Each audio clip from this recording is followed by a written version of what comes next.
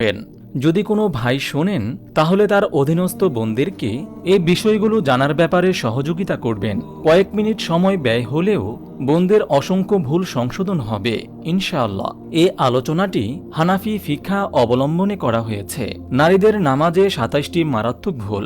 তা হল নম্বর ১, মহিলারা অনেকে দু পায়ের মাঝে ফাঁক করে দাঁড়ায়। এটা ভুল। সঠিক হল নামাজে দাঁড়াবেন যেন দু পায়ের মাঝে আঙ্গুল ফাঁকা না থাকে। নম্বর ২, অনেকে তাকবীরে তাহরিমার সময় দুই হাত চাদরের বাহিরে বের করেন। এটা ভুল। সঠিক হল চাদরের ভিতরে রেখেই দুই হাতের তালু কেবলার দিকে করে কাঁধ পর্যন্ত হাত তুলে আল্লাহু আকবার বলে সিনার উপর বাম হাতের তালুর উপর ডান হাতের তালু রাখবেন। নম্বর ৩, অনেক বোন তাকবীর বলার সময় মাথাকে সামনের দিকে ঝুঁকিয়ে নেয়। এটা করবেন না, বরং মাথা সোজা রাখবেন। নম্বর ৪, রুকুতে পুরুষের মতো বেশি ঝুঁকবেন না। পিঠও সোজা করার প্রয়োজন নেই, বরং হাত হাঁটু পর্যন্ত পৌঁছলেই হল। হাত দিয়ে হাঁটু আঁকড়ে ধরবেন না, বরং হাতের আঙ্গুলগুলি হাঁটুর ওপর মিলিয়ে রাখবেন এবং হাঁটুকে সামনের দিকে কিছুটা ঝুঁকিয়ে রাখবেন। পুরুষের মতো হাঁটুকে একদম সোজা করে রাখবেন না। নম্বর ৫, মহিলারা পুরুষদের মতো খোলামেলা করে সিজদা করবেন না, বরং বাহু পাঁজরের সাথে, পেট রানের সাথে, রান পায়ের গোড়ালির সাথে এবং গোড়ালি মাটির সাথে লাগিয়ে রাখবেন এবং উভয় পা ডান দিকে বের করে দিবেন। নম্বর ৬, মহিলাদের জন্য মুখ, হাতের তালু ও পায়ের তালু ছাড়া বাকি সমস্ত অঙ্গ সতর। সুতরাং এমন কাপড় পরিধান করবেন না যাতে এসব অঙ্গের চাইতে সামান্যতম বেশি খুলে যায়। যেমন এমন জামা পরিধান করবেন না যাতে হাতের কনুই পর্যন্ত খোলা থাকে, তাহলে নামাজ হবে না। তেমনিভাবে মা বোনেরা নামাজের সময় এমন পাতলা কাপড় পরিধান করবেন না যার ভিতর দিয়ে শরীরের অঙ্গসমূহ প্রকাশ পায়। এমন পাতলা কাপড় পরিধান করে নামাজ পড়লে নামাজ আদায় হবে না। বিশেষ করে অনেক বোনেরা পাতলা ওড়না গায়ে দিয়ে নামাজ পড়ে, তাদের নামাজ হবে না। মোটা কাপড় বা ওড়না পরিধান করা জরুরি যাতে সতর প্রকাশ না পায়। বর্তমানে বাজারে নামাজের সেলাই করা ড্রেস পাওয়া যায়, তা নামাজের জন্য ব্যবহার করাটা নিরাপদ। নম্বর ৭, বোনেরা ফজরের নামাজ প্রথম ওয়াক্তে আদায় করবেন আর অন্য ৪ ওয়াক্ত নামাজ যখন মসজিদে জামায়াত শেষ হবে তখন আদায় করা উত্তম। যেমন জোহর যদি ১টা ৩০ মিনিটে শুরু হয়, মহিলারা ১টা ৪০ মিনিটে জোহর আদায় করবে। আর আসর যদি ৫টায় জামাত হয়, মহিলারা ৫টা ১০-এ পড়বে। নম্বর ৮, অনেক বোনেরা মনে মনে কেরাত পড়ে। এটা ভুল, কারণ মনে মনে কোনো ইবাদত নেই। কেরাত এমন আওয়াজে পাঠ করবেন যেন কমপক্ষে নিজের কানে শোনা যায়। আবার এমন আওয়াজে পড়া যাবে না যেন কেরাতের আওয়াজ অন্যের কানে পৌঁছে। নম্বর ৯, রুকু থেকে কোমর সোজা করে দাঁড়ানো ওয়াজিব। তেমনিভাবে দুই সিজদার মাঝখানে কোমর সোজা করে বসাও ওয়াজিব। অনেক বোনেরা রুকু ও দুই সিজদার মাঝে কোমর সোজা করে না, তাড়াহুড়ো করে নামাজ আদায় করে। তাদের ওয়াজিব তরক করার দরুন নামাজ হবে না। নম্বর ১০, ফরজ বিতির দাঁড়িয়ে পড়া ফরজ। কেউ যদি এসব নামাজ কোনো সমস্যা না থাকলে অলসতা বশত বসে বসে পড়ে, তাহলে নামাজ হবে না। যে সমস্ত বোনেরা দাঁড়াতে সক্ষম হওয়া সত্ত্বেও সামান্য কারণে বসে বসে এসব নামাজ আদায় করেছেন, তাদের উক্ত নামাজগুলো পুনরায় আদায় করা ফরজ। কেউ দাঁড়াতে পারে না কিন্তু লাঠিতে ভর দিয়ে কিংবা দেয়ালে হেলান দিয়ে দাঁড়াতে পারে, তাদেরও উচিত ফরজ ও বিতির দাঁড়িয়ে আদায় করা। আর বাকি নামাজগুলি দাঁড়িয়ে আদায় করা উত্তম, তবে বসে আদায় করলেও আদায় হবে।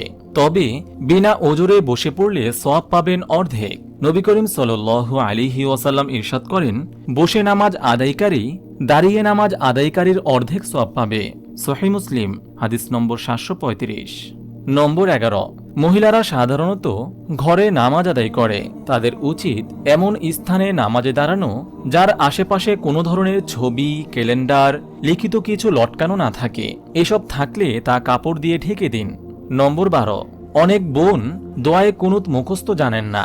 তাদের উচিত বিতের নামাজের জন্য দোয়ায়ে কুনুত মুখস্থ করার চেষ্টা করা। আর যতদিন মুখস্থ না হয় ততদিন তারা দোয়ায়ে কুনুতের জায়গায় পাঠ করতে পারেন, রব্বানা আতিনা ফিদ দুনিয়া হাসানা ওয়া ফিল আখিরাতি হাসানা ওয়া কিনা আযাবান নার। এটা একবার পড়বেন। এটা যদি মুখস্থ না থাকে তাহলে ৩ বার পড়বেন, আল্লাহুম্মা গফিরলি। নম্বর ১৩, অধিকাংশ নারীরা মিসওয়াক করে না।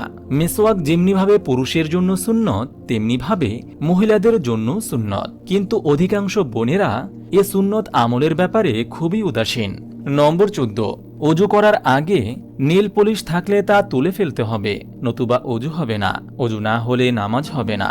নম্বর 15, অজুর সময় চুড়ি, নাকফুল, আংটি এসব নাড়াচাড়া করে পানি এসব অলংকারের নিচেও পৌঁছাতে হবে, নতুবা অজু হবে না। নম্বর 16, অনেক নারীরা হাতের অঞ্জলিতে পানি নিয়ে হাতের সামনের দিকে পানি গড়িয়ে দেয় আর পেছনের দিকে ভেজা হাত মাসেহ করে দেয়, এতে করে অজু সম্পূর্ণ হবে না। নম্বর 17, অনেক নারীরা পা ধৌত করার সময় পায়ের আঙ্গুলগুলি খিলাল করে না। বাম হাতের কনিষ্ঠ আঙ্গুল দ্বারা পা খিলাল করে নেবেন। নম্বর 18, অজুর সময় কিবলার দিকে থুতু, কফ, কুলির পানি ফেলবেন না। নম্বর 19, এক হাতে মুখমণ্ডল ধৌত করবেন না, গলা মাসেহ করবেন না। নম্বর 20, বাম হাতে কুলি করবেন না এবং ডান হাতে নাক পরিষ্কার করবেন না। নম্বর 21, মুখ ধৌত করার সময় ঠোঁট ও চোখ জোরে বন্ধ করে রাখবেন না, বরং স্বাভাবিক রাখবেন।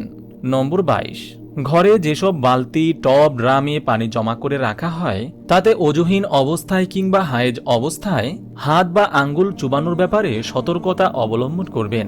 এসব ছোট পাত্রে জমা করা পানিতে যদি আপনার আঙ্গুল, নখ, হাত চুবান তাহলে সে পানি ব্যবহৃত পানি হিসেবে গণ্য হয়ে যাবে আর সে পানি দিয়ে আপনি অজু ও ফরজ গোসল করতে পারবেন না, তবে কাপড় চোপড় ধৌত করতে পারবেন। নম্বর 23, একদিনের বাচ্চা হলেও তার প্রস্রাব নাপাক এবং তার বমিও প্রস্রাবের মতো নাপাক, সুতরাং মা বোনেরা বাচ্চাদের পেশাব ও বমি থেকে সতর্ক থাকতে হবে। নম্বর 24, রুকুসেজদা বিশিষ্ট নামাজে বালেগা মেয়েরা অট্টহাসি দিলে নামাজ ও অজু দুটাই ভেঙে যাবে, তবে নামাজ ছাড়া অট্টহাসি দিলে অজু ভাঙবে না। তবে অট্টহাসি দেওয়া সুন্নতের খেলাফ। আমাদের প্রিয় নবীজি মুস্কি হাসতেন। নম্বর 25, অনেক বোনেরা ধারণা করে অজুর পর মাথার কাপড় পরে গেলে অজু ভঙ্গ হয়ে যায়। এটা ভুল ধারণা। অজুর পর মাথার কাপড় পরে গেলে অজু ভঙ্গ হয় না। নম্বর 26, আর যাদের গোসল ফরজ হয় তারা অলসতা করে ফরজ গোসল করতে বিলম্ব করা ঠিক না। রাতে গোসল ফরজ হলে অজু করে নেওয়া উচিত। গোসল করতে এত বেশি দেরি করা উচিত নয় যার ফলে নামাজের ওয়াক্ত চলে যায়। নুজহাতুল কারি নামক কিতাবে রয়েছে, গোসল ফরজ হওয়া অবস্থায় পানাহার করলে রিজিকে বরকত চলে যায়।